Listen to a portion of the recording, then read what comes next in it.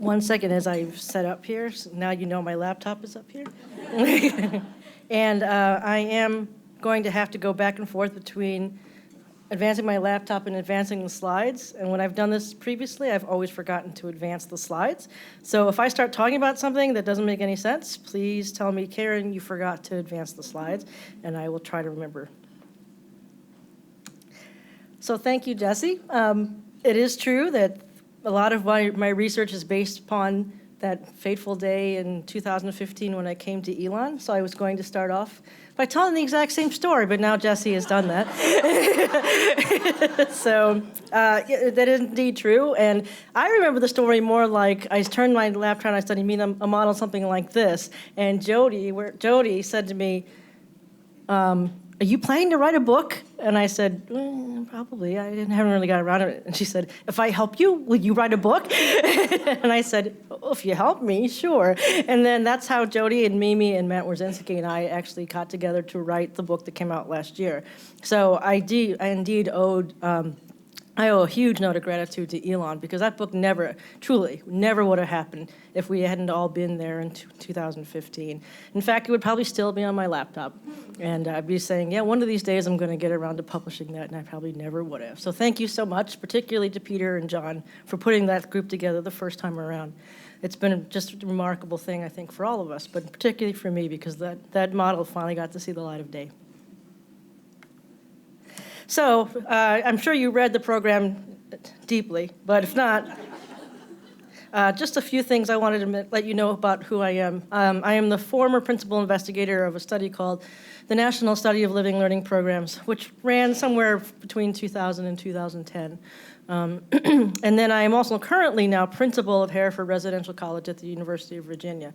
So indeed, I am putting my money where my mouth is, and trying to actually run a living learning community in the same way that I say people should run a living learning community. And I was joking with Mimi and Jody, like, we already have the sequel to the book, because I've already learned some of the ways in which the model doesn't really hold up in practice.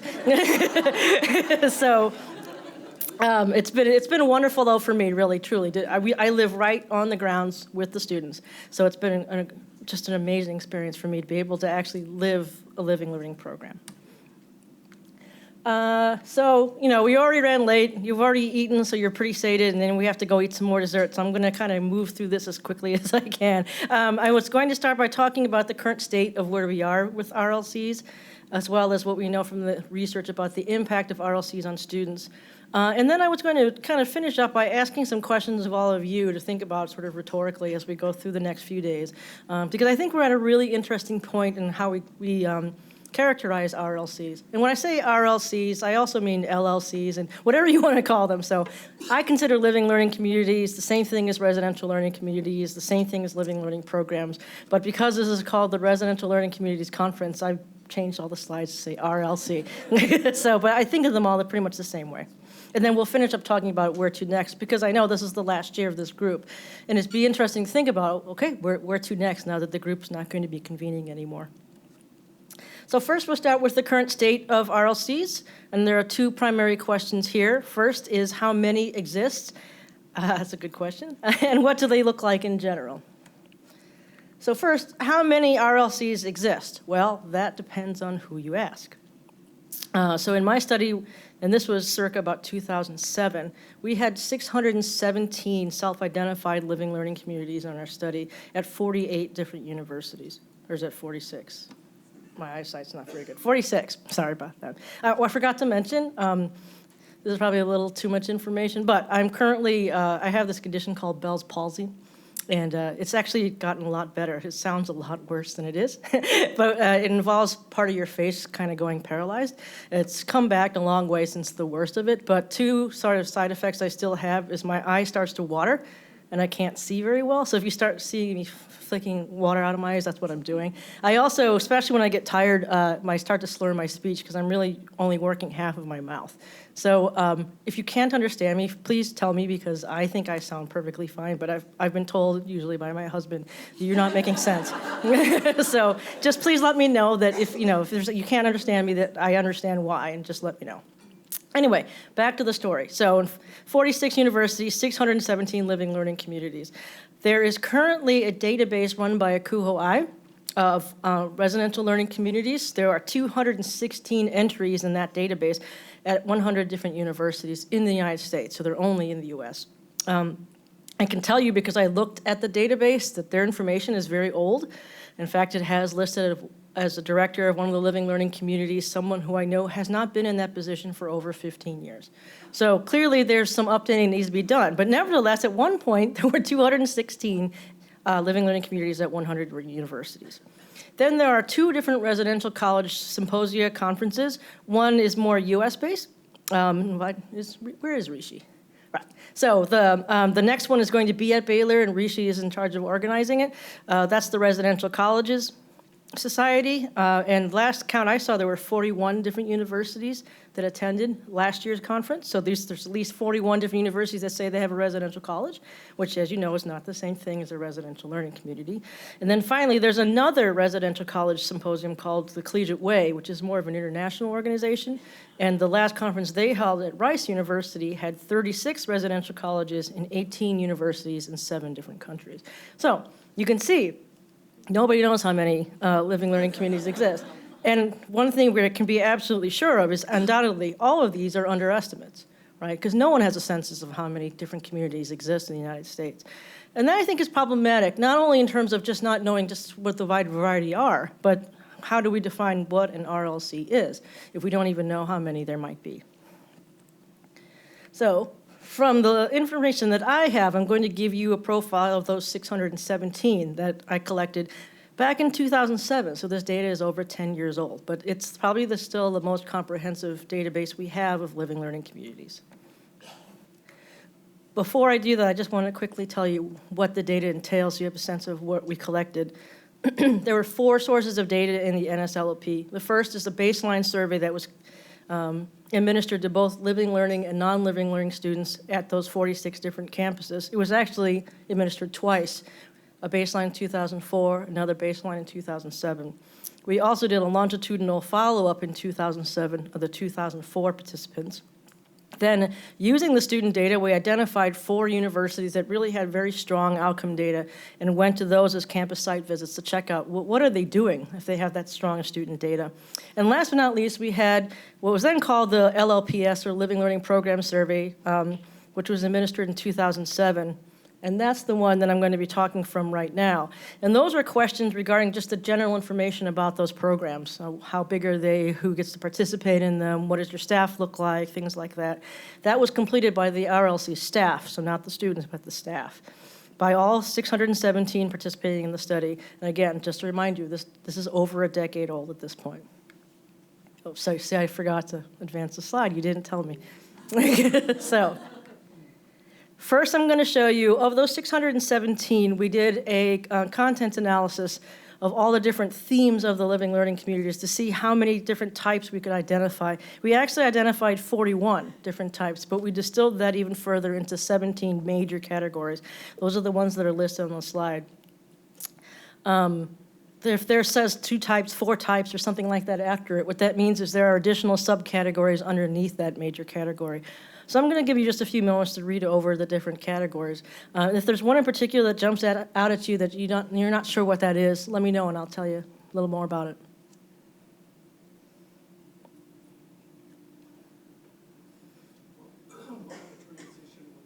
Sorry? Transition means that they were basically oriented toward helping students make the transition from home to college in their first year. So umbrella was the one where he's like, okay, so it's a very large constellation of living learning communities that they had one name. If you're familiar with College Park Scholars at Maryland, that's an umbrella one. College Park Scholars actually has something like 1,000 students in it, but it's actually 10 different living learning communities that are all called College Park Scholars. So the umbrella, is College Park Scholars, and the individual spokes are the different programs within it. There's a few of those, actually, not just College Park Scholars. Anyone else? Yeah. How did the cultural RLC themes break down? Gosh, let me think. See, I said there were 3 types. Let me reach into my brain, think about it. So I know there were, one of them was global and international. One was language houses, that's right. One was language houses, French house, German house, something house. And the last was domestic, mostly multicultural programs, well, multicultural living learning communities. Whew. Yes? I see ROTC up there. Have you ever had any veteran-based living learning communities? I had a student come up to me last week and is interested in starting one. Well, in 2007, no. But I would bet by now there probably is. Does anyone know of one? Yeah.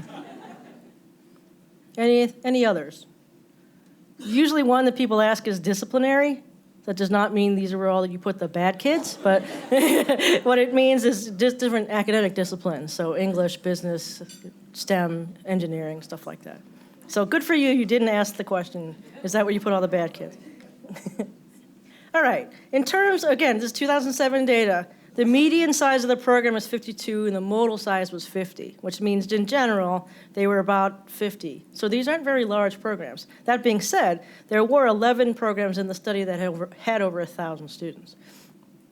In terms of where they're located, 17% in the entire residence hall, about, what is that, 71% in a portion of a residence hall with other students mixed in, and then the rest were in some other type of configuration, including some of them that had students that didn't live in a residence hall who were still part of a living learning community.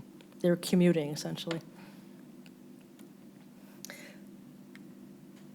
In terms of funds and budget sources, and again, I have to say this over and over again, I'm going to sound like a broken record, but this is 2007 data. The average budget was exclusive of personnel. So this is just programming budget, was $21,000. But there were, the median was $5,000. So what that means is there were some programs that were really well financed, but most of them were not, right? And then there were some RLCs that had no budget, about 10% of the sample, and many, 1 in 4 had less than $1,000 budget, which, you know, when you're working with that kind of money, you're pretty limited in what kind of programming you can possibly do. In terms of who contributed to the budget, that's the pie chart on the right. So over half the time it's student affairs, and nearly all of that is housing and residence life. And then as you go up the pie, the yellow is 100%, the dark yellow is 100% academic affairs. So I kind of did it, you know, in a kind of classic color wheel. So green is kind of halfway in between, right? Now, if you look at that pie chart and this one, RLC oversight, this one, any second now, this one, there you go. You can see if you kind of go back and forth, I'm afraid to do this, but we're going to try.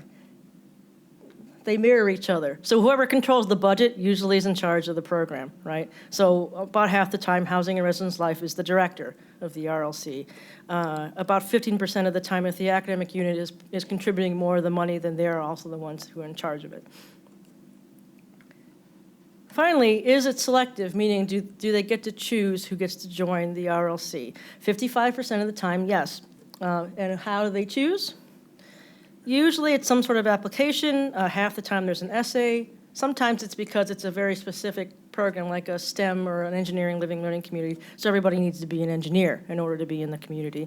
And 14 to 15% of the time it's based on high school GPA and standardized test scores. For the most part, that's mostly honors living learning communities, and those are the ones who typically use the actual ability kind of measures. We asked a series of questions about what are your primary goals and objectives for your communities, and we had about 20 to 25 choices. These 5 are the ones that were checked off the most often. I'll just let you read through them for a second.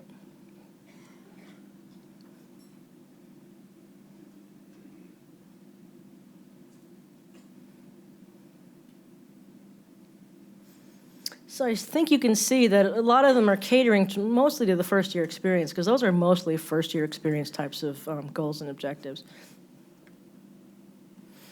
Now we're going to shift a little bit to some of the not-so-good news about these communities. Faculty involvement was pretty low overall.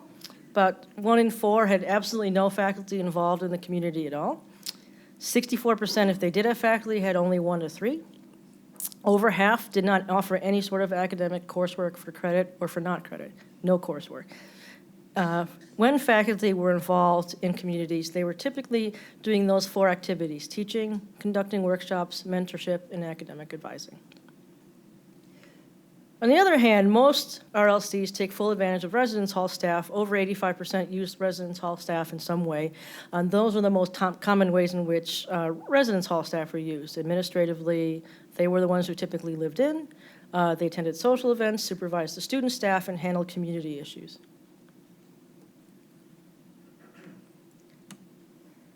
Finally, in terms of co-curricular activities offered by the RLC, very few required activities, but when they did, the 3 most popular were orientation, group projects, and team building.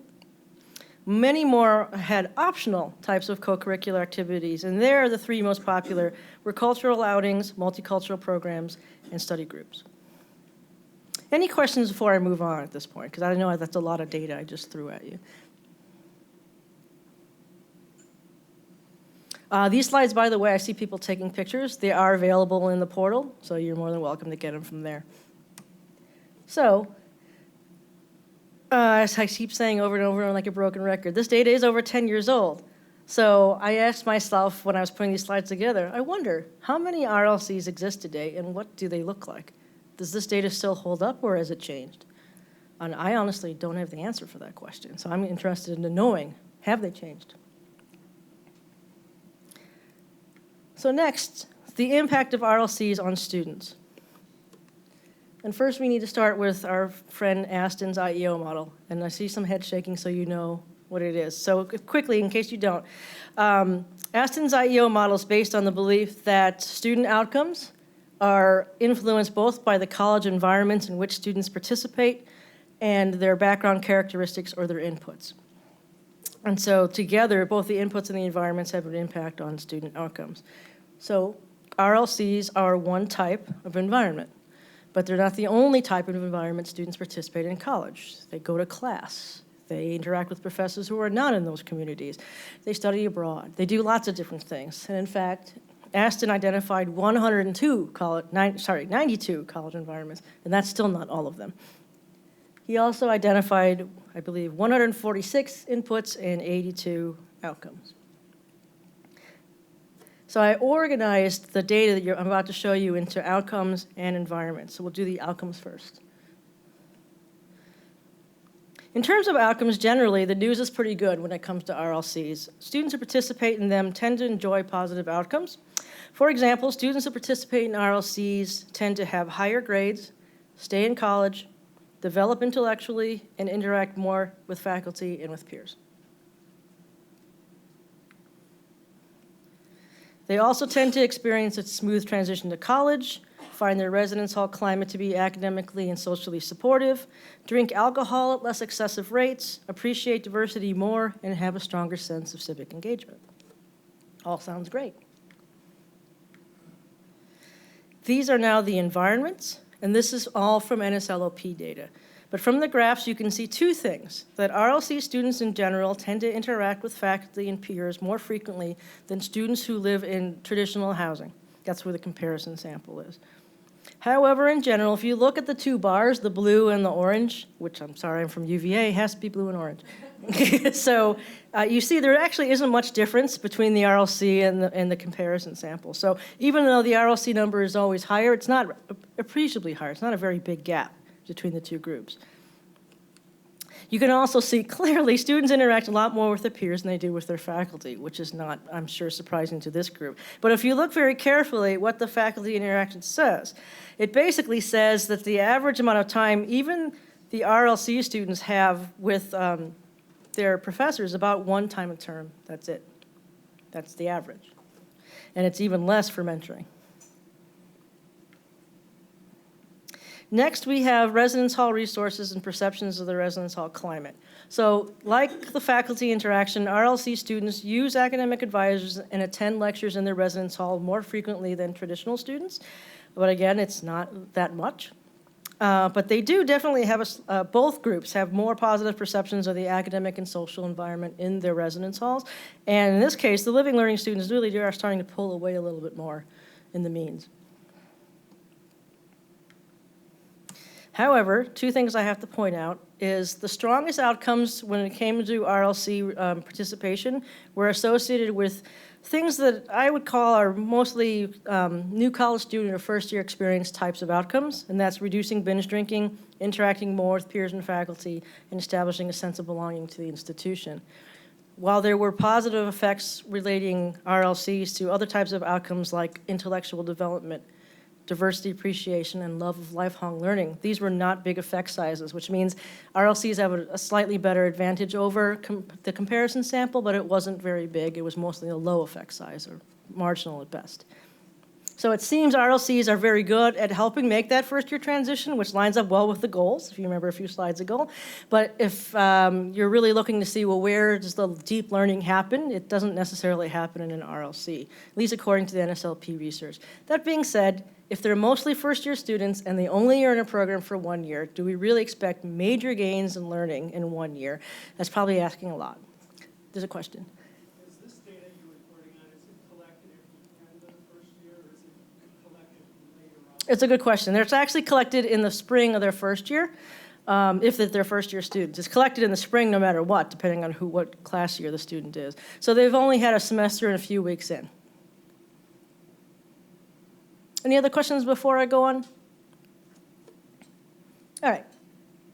I'm going to go over 2 more studies that are more recent, because I figured that data is getting kind of old. So the first one I found out, oh, they're presenting here. So I'm very sorry for if you are here, because I'm about to give away some of your data. Yeah, yeah, but it was on the web, so hey. So just a couple things. This is using 2018 NSE data. 76 institutions, over 21,000 first and second year students, 17% participated in RLC. This is important. The definition that they used was took at least 1 class together and participated in a common educational or social activities. So if you remember, 52% of the living learning communities in my study didn't offer a class.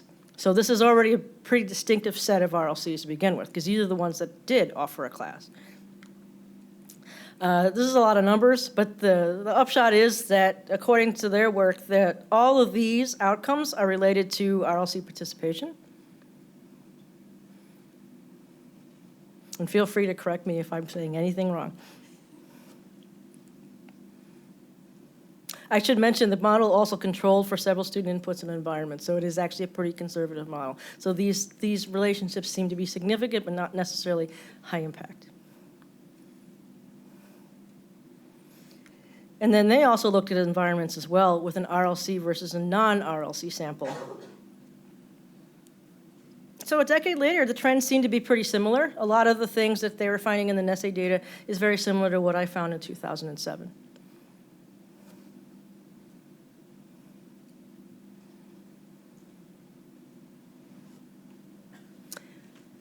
Is it okay to go on? Okay, so the other study I wanted to show you is by Matt Mayhew et al. Using what's called ACREO data. The ACREO is the Assessment of Collegiate Residential Environments and Outcomes, ACREO. It's been administered every year since, I believe, 2015. The ACREO is actually the Nslp reincarnated. So when I left the University of Maryland to go to the University of Virginia, I changed research agendas, and I knew I couldn't keep the Nslp running anymore. So I asked my colleague and good friend Matt Mayhew, would he be willing to do it, and he happily took it on. So even though it's not called the same thing, it's basically the same instrument with some slight changes. So a lot of the same data that I'm going to show you is a lot of the constructs that I was using before. This is the data I'm about to show you is only 2017-18. It's 8 four-year institutions, about 13,000 students with a 22% response rate. One of the things that Matt has done is actually expand the definition of living learning community to include other types of academic programming in residence halls. And so he did a lot of the analysis first just in general, living learning versus non-living learning, but then he split out 3 different types of living. He calls them LLPs, academic, general, and theme LLPs. He did a lot of analysis by those 3 different types. So the upshot of the report is an overall, LLP students have a stronger sense of belonging than non-LLP students. They have higher levels of civic engagement. They binge drink less. And they're more likely to intervene in bystander situations. That's something he added to the study. And when looking at specific types of living learning communities, he said that overall, students in academic living learning programs tend to have higher career self-efficacy than those who are in general or theme communities. But on the other hand, those in the theme communities were higher than the academic living learning communities for both major self-efficacy and self-reported critical thinking, which is not what you'd expect. You'd expect that to be higher in the academic one. So the major takeaway, as he put it, was there's a difference between programming and perceptions.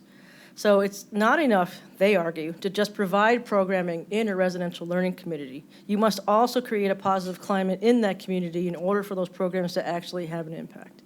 So the upshot is merely providing the programming and hoping everything works out is not necessarily going to be the case. So to wrap it all up really quickly, the good news, RLCs contribute to positive student environments and outcomes. So says the Nslp, the NSE, and the ACREO data. And they're most effective on outcomes related to the first-year experience. The bad news is most of the effect sizes in all three of the studies were small, inferring that the impact, while significant, is not necessarily strong. And the ACREO data suggests that RLC programming is not as influential as perceptions created by the climate. So that's pretty much the upshot. If you put them all together, I think those are the major takeaways. Questions before we move on? Yes? About the... So what they were saying in their analysis, the mere existence of the programs and whether students are participated in it were not related to most of the outcomes, but the climate measures were, which means that just because a student, say, took a class in the living learning community or participated in, I don't know, a field trip or whatever, that itself does not facilitate the outcomes. What does is the extent to which they feel supported and welcomed and a sense of belonging to the community. That was more important, yeah. Does that help? Okay, yes. So clearly these conclusions, did they make any attempt to kind of categorize how the learning communities were implemented? Because as you said, how you do it has a big impact on the outcomes. Mm-hmm. So if you just throw the programming at them and it's not done well, then you're not going to get the outcome you want. Mm-hmm. If you have a very carefully curated program, then you may have significant positive outcome. Did they try to do any characterization? Yes, so wait for it. 10 slides from now, you'll get your answer. Yes. And actually, that's what's in the book. That's that model we were joking about before, that the one I had in my laptop. It's a best practices model for living learning communities, based on some of this data. Did I see another hand up? No. Okay, great. So we're on to the third part, recent trends in RLC conceptualization. So something I started to notice in the last few years is the way in which those who work in residential learning communities talk about what they do is starting to really differentiate, and meaning that we've started to break ourselves even into more specialized categories than we were before. So an example would be Akuho-I used to have something called the Living Learning Conference. About 2 years ago, they changed the name. They changed the name to the Akuho-I Academic Initiatives Conference. And the reason why is because they are arguing that there's other types of academic programming that takes place in the residence hall that they would not call a living learning community. Things like residential academic support, residential curriculum, tutoring, peer mentoring, things like that. And they wanted that to be part of something bigger, but they don't call that a living learning community, which is an interesting concept. The other one I wanted to point out was that study I told you, the ACREO. The original name was the study of something with an I, but I can't find out what that was, living learning communities. And they changed their name about 2 years ago to the ACREO, Assessment of Collegiate Residential Environments and Outcomes. And Matt told me the reason why he did it is for the same reason. It's because when he was working with universities, they said they didn't want to participate in the study because they don't have living learning communities, they have these other things. And he wanted them to be able to participate, so he wanted to make it more broad. But that sort of begs the question then, oh, so wait, one more slide. Then there's the residential colleges, which this is a world that I've just entered into because I just became principal of one. And I found out that there's two different organizations I mentioned. One is the Residential College Society, the other is the Collegiate Way International. And those are their mission statements that I pulled straight off their websites.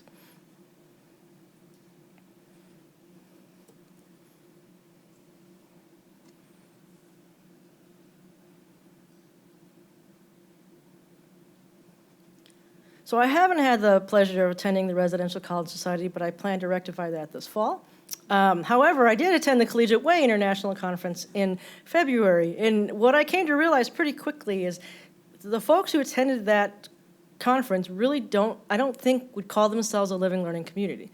They're residential colleges, and they believe that to be a very special type of experience that is not part of the larger, broader living learning community. The research they cited, the way they talked about things, everything, it was not in any way, shape, or form similar to anything that I'd ever heard before.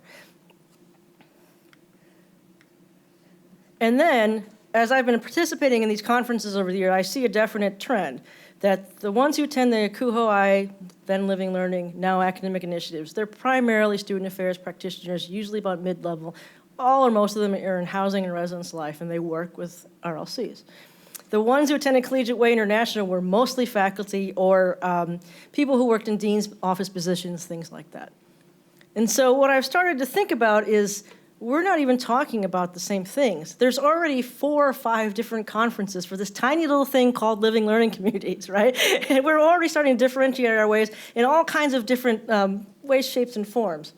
So I've always thought that RLCs is the umbrella, if you want to use the typology term, for all types of different academic program that takes place in the residence halls, which includes residential colleges like the one that I direct. It also includes things like residential academic support, residential curriculum, et cetera. Now, there's definitely a lot of people who think, no, it's actually the other way around. An RLC is one type of program that is not connected necessarily to the other types. I don't have ownership over this, but I think, this is the kind of group I think we should be starting to ask, well, how do we understand what an RLC is? Because it has major implications for how we study them and how we envision them and how we talk about best practices. And that's where I'd like to finish, and then where to next. The first question goes back to, well, just how many are there? It would be nice if we could probably work towards a comprehensive registry finally. There isn't one. The closest one is that a CUHO-I database, which was based on an old one that started at Bowling Green many years ago. We just found that out this afternoon. So it's pretty old, and like I said, it hasn't been updated in a while. Clearly, it's not all the living learning communities that exist. But I think we could go a long way if we could start trying to encourage people to register with this one. So at least there's one spot where we can all start saying, okay, if you think you're an ROC, no matter what you might be, can you at least put your name in this registry, right? So that we can at least start keeping better track of how many we have. And maybe if we do that, we can maybe start working better across professional interest groups, right? So that some of the folks at Collegiate Way start attending maybe a CUHO-I or vice versa. Now, I've never attended Residential College Society. It sounds like that's more of a mix of both academic and student affairs. Is that true? It's pretty awesome. Yeah. So says the guy organizing it, but yeah. but nevertheless, if we can have more of that model, I think that would be good. But even so, those are the people who only call themselves residential colleges, right? So what about all the other living learning communities? How can we finally work across some of these different interest groups so that we can start talking together about what these things are and how we can best run them? But that begs the question, what is an RLC? So is it more like the left-hand side, in which RLCs are a broad family of different types of residential programs, or is it the other side? RLCs are one distinctive type of residential programs. This is a good question we need to ask, and we probably can't even get to the registry until we answer it. And then all these questions are affected in terms of research and practice. And I know now I'm standing between you and a second dessert, so I'm going to move faster. And I think some of these questions will probably be addressed anyway in the research coming up in the next couple days. And so I started thinking about, if we were going to do more research, what kind of research should we do? Is it time to do another large-scale assessment? So I know there were several multi-institutional assessments that were coming out of this group, which is wonderful, but is there a space for having another large-scale study like the Nslp? If so, is it the CREO that we want to use to do that? And if it isn't, or even if it is, what exactly do we want to know from the national data, other than the profile stuff that I went over before, but what else do we want to know about RLCs now that maybe we haven't been tracking previously? And then how do we learn from single and multi-institutional studies better, which we're going to definitely get going on in the next couple days. So here is your slide about, is there any information about how do we run a better RLC in order to reach those outcomes? This is the best practices model that is the one that I had on my laptop that turned into the book. And I believe a lot of you are already familiar with this, right? So are there folks who could benefit by a refresher really quick? Okay, there aren't a lot of heads. Well, there's a few heads, but they're clearly not thinking about dessert. So let me just go through this really quick. Basically, the model is based on Maslow's hierarchy of needs, which I'm sure you're all familiar with, right? That you cannot reach higher level orders of self-actualization unless lower, more basic needs are met, like sleep, air, water, food, etc.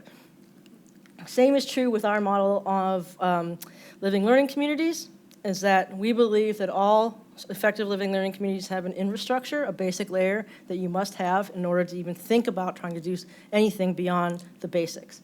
Then on top of that is the academic environment, and it rests on top for a purpose, that we can't even think about the academic initiatives of of an LLC unless we have the infrastructure laid out solidly. Then on top of the academic environment is the co-curricular environment. Again, can't talk about co-curricular environment until we've mastered the academic environment. And finally, the pinnacle at the top is intentional integration, which I'll get to in a second. So this pretty model turns into this mess once you fill in all the boxes. Infrastructurally, there are three things that we think all living learning communities need to have. First is clear goals and objectives, meaning that all RLCs should have and know what their goals and objectives are. Everything else in the model, all the other blocks in the pyramid, emanate from those goals and objectives. That's why it's placed in the cornerstone, because we believe it's the most important part of the model. Next is a collaboration between housing, residence, life, and academic affairs. That because this is an academic program based in a residence hall, there must be a collaboration between those two units. But we never argue what that collaboration should look like, because we know that differs depending on the culture of your institution. And last but not least, on the infrastructure level is adequate resources. Resources include budgets, personnel, and physical space. Next, we have the academic environment. The first block is courses for credit. We believe strongly that you need to have courses in order for this to be an academically based and rich living learning community, and they should be for credit so that students take it seriously because it's for credit. Next is faculty advising.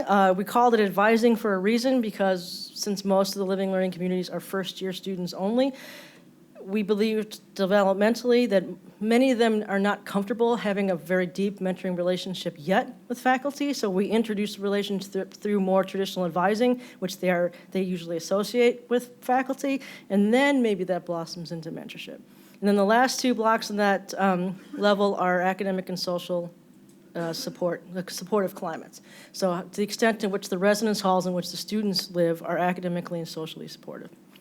And then, on top of that, co-curricular environment. The best co-curricular activities are based upon your goals and objectives. So if it's a French house, I hope that your co-curricular activities have something to do with French, right? But that's the idea. But other than that, there are 4 other co-curricular environments that seem to always pop up as being particularly impactful. And those included study groups, K-12 outreach, like tutoring, after-school programs, stuff like that, career workshops, and visiting work settings. I think if you kind of look at them, you see what they have in common. It all has to do with experiential activities, typically has something vocationally involved with it. And then last is the intentional integration, and that's the extent to which all the blocks in the pyramid are integrating with one another. So it should never be the case in which you've got faculty advising in the program and they have no idea what students are doing, or that the climate in the residence hall is not going well and no one else in the pyramid is aware of it, things like that. And then finally, the orange in the middle is the mortar between the bricks, and what that is assessment. So both, we argue every block should be assessed separately, but what should also be assessed is the extent to which they integrate with one another. Whew, that was a lot. But now that I've actually tried to run one of these things for a year, the thing that I quickly realized is this is an empirically based model. It's a research to practice with research capitalized model. But now that I've actually been directing one, I realize in real life what you have is research to practice, which is not the same thing as research to practice. So where are some of the slippages that I've seen? I'm not going to go through all of these, but I'm going to talk about a few of them. First, those clear goals and objectives. We were real serious about that as a staff because I beat it into their heads. We have to have strong goals and objectives. It's in my model, it has to be. But what I found is, while we care deeply about that, students not so much. The students want what they want. Remember, I also in a residential college, so there's a long tradition of them having governance over themselves. They can do what they want. They actually have a $25,000 budget to play with. So they can do a lot of work with that. And so the example I give you is of all the things that I spent time doing last year, I spent more time on this cookie order. They had cookie night every Thursday, and I don't know if they have an insomnia cookie here, but that's who we order them from. Those people cannot get the cookie order straight if their life depended on it, okay? So this week is too many oatmeal raisins, next week there wasn't enough chocolate chip, next week there was too early, so the cookies were cold, next week it was too late, so the students had left, or something, right? So this is the most important thing that we dealt with every single week in the residential college. It had nothing to do with the goals and objectives, but it was very, very important to the students that they got the cookie order right, right? So it doesn't always necessarily translate that goals and objectives, which are deeply important to us, the students necessarily understand. One of the things I realize is probably because we're not very transparent and explicit about what they are, right? So we needed to do more of that ourselves. This next one, the next layer, I've been talking about this with the folks that we spent some time together yesterday. Although I said the courses for credit are important enough to have its own block in the model, that is probably the biggest bane of my existence. So it turns out we offer 1 credit courses. Students' motivation to take it is really low. They're not particularly interested in taking any more than they have to because they're already carrying a full credit load. So we came up with all kinds of crazy and inventive ideas. We lined up a faculty member to teach the class, and each time 2 or 3 students out of 200 signed up. And we don't require them. We just ask that they do. It's a lot of work for very little payoff. And so I've been rethinking, how do we have an intellectually rich environment that may not necessarily rely on courses? Because that's the environment that I inherited. So what do I do with it now? The other one is academically and socially supportive climate. To the extent in which the courses for credit I found out really didn't work out like I thought, this one absolutely was just like the research said. If you don't have a healthy climate in your residence hall, your program will never be successful. It's the most critical thing. And when the climate was good, things really clicked and the college was a great place to be. When the environment was not good, then everything suffered. So you have to work really hard on that climate in the residence hall, and that's really where the collaboration between academic and student affairs is vital, because it's the RAs that live on those floors. I live in the community, but I don't live in the hall, so I don't know what's happening in the hall. They do. And that was really important for me to understand what is the issue, because I could feel something was happening, but I didn't know what it was, and that's where they helped. On the next level, let's see. The first one is kind of similar to goals and objectives. It's really hard to come up with educationally enriching co-curricular activities that students also want to participate in. And in the end, they vote with their feet. So it's difficult to figure out how to do it, but that's what the fun part is, right? We can keep doing this forever. And I'll keep working with you to find the program that's both intellectually enriching and fun. I know it exists, so I'll keep working on it. The intentional integration, that also sounds really good in practice. But then one day I mapped out just exactly who I have to communicate in order to make sure that it's transparent in my community. And, ooh, my bad. That's it. So that's all the people that I have to constantly communicate with. And it felt like I was being redundant and repetitive because I kept sending the same emails over and over, but they were different constituencies. And the one great lesson I learned is just because I'm sending out this information doesn't mean they're reciprocating. And so what I found, and particularly with the students, is they don't always keep me up to date about what they're up to. And when that happens, we're still sort of in the dark. And we were at cross purposes. We scheduled things on the same days. We just did things that were duplicative, and we didn't even know it because we weren't communicating. Uh-oh. I just realized, how do I go back on this slide? There. And then finally, assessment. I found that an assessment is vital not only for continuous quality improvement, but the way I wound up using it a lot was justification for decisions that I made. So especially when, we're not talking about the cookies. There was always something, how come we didn't do this, or why did you not let us do that, or whatever. And I would say, because remember on the interest survey, it turned out that 75% of you wanted a self-defense class, but none of you wanted to do whatever, right? So because of that, we didn't do whatever, and we did self-defense because more of you wanted that. Did you take the survey? No. Well, then, you didn't vote, right? But that actually was better justification than having no answer for why we made the decisions that we did. So it's kind of a CYA tactic, but it works. So let me finish up by just saying there's a lot that I didn't cover in terms of what we do know and what we don't know, but that's where I look forward to hearing from you tonight and tomorrow. I was looking through the program and I saw some really neat things, including some item sets that were developed, which I'm really looking forward to because I need some item sets. Assessment of specific types of RLCs, particularly STEM-based. Different kinds of students who might participate, including student athletes. I had a great discussion at dinner over the student athletes. Collaborations between student and academic affairs, which is always important and critical, and diversity. Those are all things you have to look forward to in the next few days. So the last thing I want to say is I said a lot about what it's like to actually direct a residential college. But truthfully, I've spent 17 years in academia. I can say this is probably the hardest job I've ever done, clearly the most hours, but the most rewarding and the most fulfilling. And in the end, what I found is students are your biggest source of inspiration, but they're also your biggest source of frustration. But the picture I took on my very first day on the job is I signed the contract, and the very next week, the students moved in. Never, ever do that, ever.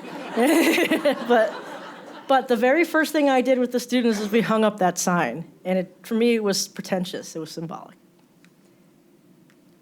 So that is the end of my remarks. I'm happy to answer questions, but I know we're running late. So if you'd rather just transition into the next activity, that's fine as well.